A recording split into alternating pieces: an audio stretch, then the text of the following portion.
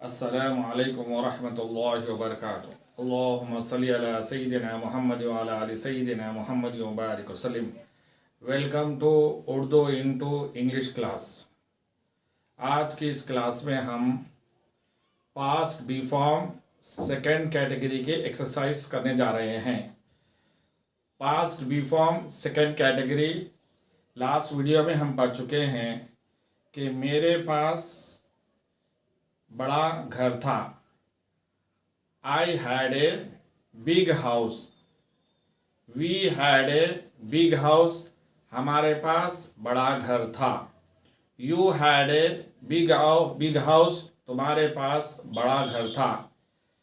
They had a big house. उनके पास बड़ा घर था। He had a big house. उसके पास बड़ा घर था। She had a big house. उसके पास बड़ा घर था। It had a big house. उसके पास बड़ा घर था। आज हम इस क्लास में past be form second category, first category में हम था का तर्जुमा हम इंग्लिश में वाज और वेर के ज़रिए से करते हैं, और इस सेकेंड कैटेगरी में पास और था। मेरे पास था, मेरे पास किताब थी, इसका तर्जुमा हम यहाँ पे प्रैक्टिस करने जा रहे हैं। लिहाजा आज की इस क्लास में पार्ट्स ऑफ स्पीच के इंग्लिश में 8 पार्ट्स ऑफ स्पीच है। Noun, pronoun, adjective, verb, adverb, preposition, conjunction, interjection. Parts of speech का मतलब क्या है? टोटल पूरी इंग्लिश में जो भी वर्ड्स, जो भी हम सेंटेंस लिखते हैं, अगर हम एक सेंटेंस लिखते हैं तो उसमें हर word in parts of speech में से होता है। लिहाजा पार्ट्स ऑफ स्पीच मालूम करने से हमें फ़ायदा ये होगा कि हम सही तरीके से सेंटेंस लिख सकते हैं और हम पढ़ सकते हैं। सो इंशाल्लाह इस क्लास में चंद पार्ट्स ऑफ स्पीच के बारे में और इसी तरह से कि वर्ड के कितने पार्ट्स है जिसे इंग्लिश में सिलेबल कहते हैं वो भी सीखने की कोशिश करेंगे। और यहाँ पर चंद एक्सरसाइज, चंद सेंटेंसेस दिए गए हैं past be form second category के। चलिए इनका जो है ट्रांसलेशन करते हैं। पहला सेंटेंस, लोगों के पास काफी दौलत थी। लोगों के पास काफी दौलत थी।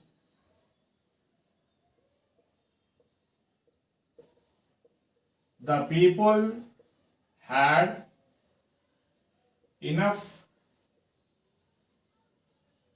wealth.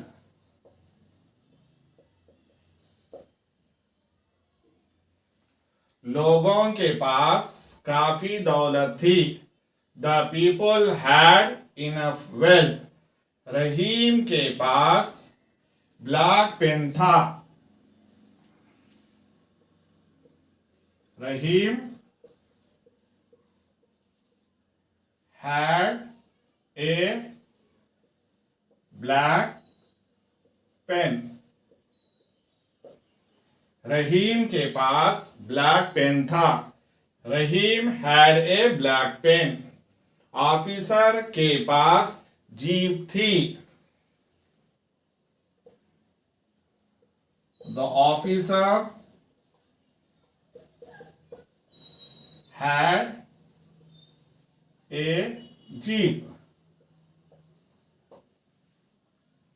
ऑफिसर के पास जीप थी। The officer had a jeep. अब्बा के पास अमानतदारी थी। The father had honesty. अब्बा के पास अमानतदारी थी। The father had honesty. Government के पास इख्तियार था। The government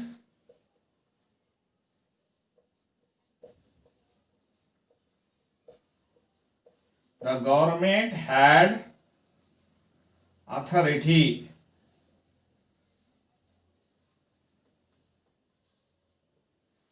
गवर्नमेंट के पास इख्तियार था। द गवर्नमेंट हैड अथॉरिटी, मुसलमानों के पास सबर था।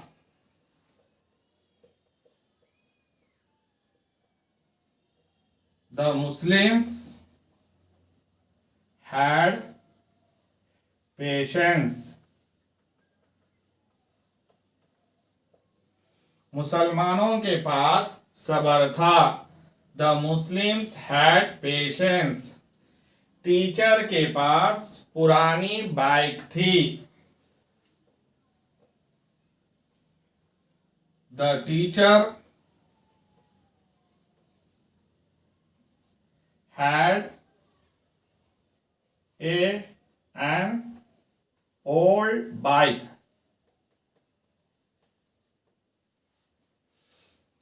इमाम साहब की अच्छी आवाज थी। इसका मतलब उर्दू में यह है कि इमाम साहब के पास अच्छी आवाज थी।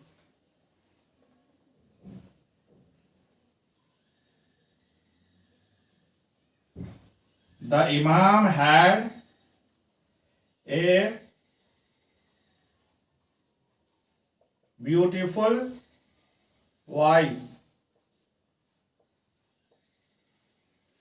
लोगों के पास काफी दौलत थी।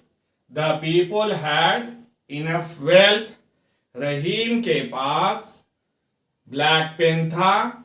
रहीम had a black pen. Officer के पास जीप थी। The officer had a jeep. अब्बा के पास अमानतदारी थी। The father had honesty, government के पास इख्तियार था। द गवर्नमेंट हैड अथॉरिटी, मुसलमानों के पास सबर था। The Muslims had patience, teacher के पास पुरानी बाइक थी। The teacher had an old bike, इमाम साहब की अच्छी आवाज थी। द इमाम had a beautiful voice. Parts of speech के लिहाज से यहां पर हम काफी सेंटेंसेस में दो दो वर्ड इस्तेमाल कर रहे हैं। इसे हम एडजेक्टिव कहते हैं। एक नॉन, नॉन का डेफिनेशन क्या है? नेम ऑफ एनीथिंग, किसी भी चीज का अगर नाम रह रहा तो हम उसे नाउन कहते हैं। उसकी जो है किताबों में name of a person, place, thing, इस तरह से डेफिनेशन होता है। नाम, किसी भी चीज के नाम को हम नाउन कहेंगे। एडजेक्टिव, उस नाउन के बारे में इंग्लिश में डेफिनेशन कैसा आता है? Additional information about a noun, किसी भी नाउन के बारे में हमें मजीद मालूमात देते हैं। मिसाल के तौर पर इनफ वेल्थ, वेल्थ नाउन है, ये इनफ काफी ज्यादा, तो यहां पर ये एडजेक्टिव है और ये नाउन है। इसी तरीके से पेन, पेन किस तरह से है? ब्लैक पेन, पेन ये नाउन है। इसके बारे में हमें पता चल रहा कि वे पेन कैसा है, व्हाइट है या ब्लू है या ब्लैक है। ब्लैक पेन है, ये एडजेक्टिव है। पार्ट्स ऑफ स्पीच में हम इसे एडजेक्टिव कहेंगे और पेन को हम जो है नॉन कहेंगे। एडजेक्टिव का मतलब additional information about the noun, pen के बारे में। लिहाजा मुख्तसर ये है कि उर्दू के हिसाब से ये जो नॉन इस्म है, सिफत के जो है बाद आता है इंग्लिश में और पहले सिफत आती है। लिहाजा यहाँ पे किस तरह से हम तर्जुमा करेंगे? काला पेन। इसी तरीके से had jeep, an old bike, old ये जो है एडजेक्टिव है और बाइक जो है नाउन है। ब्यूटीफुल एडजेक्टिव है और वाइज जो है नाउन है। लिहाजा अब वो चीज जो सिलेबल के हर एक वर्ड को कितने कितने हिस्सों में हम पढ़ते हैं, बहुत आसान है। ये उन लोगों के लिए है जो बगैर देखे इंग्लिश लिखना चाहते हैं। तो याद रखने के लिए क्या मेथड है कि हर लफ्ज के कितने सिलेबल है, कि एक लफ्ज को हम कितने इसमें जो है पढ़ रहे हैं। मिसाल के तौर पर वेल्थ, हम इसे टुकड़े नहीं कर रहे, एक ही सिलेबस में पढ़े तो अब वेल्थ के कितने सिलेबस हुए? एक वेल्थ। अब इसी तरीके से यहां पर आप देखिए कि father, F A fa T H E R दर, इसके जो है दो सिलेबल है। दो सिलेबल का मतलब है कि हम इस लफ्ज को पढ़ते हुए कितने हिस्सों में हम इसको पढ़ रहे हैं? दो हिस्सों में पढ़ रहे हैं। हिस्सों को हम सिलेबस कहेंगे। F A fa T H E R ther, father.